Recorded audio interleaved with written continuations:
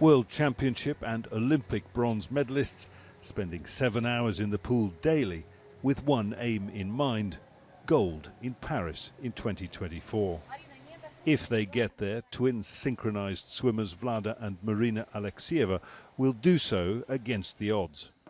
Displaced from their home in Kyiv, their former training facility shelled to rubble, it is not just the destruction of war that stands in their way, but the politics of international sport.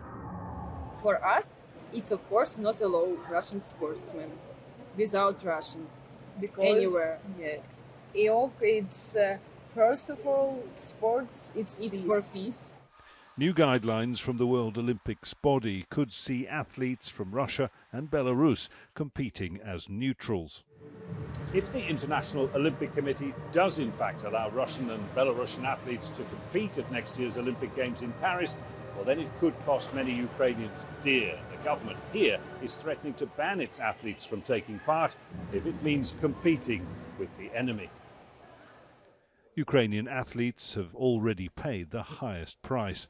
The war has claimed 262 of the country's brightest competitors and destroyed hundreds of sports facilities.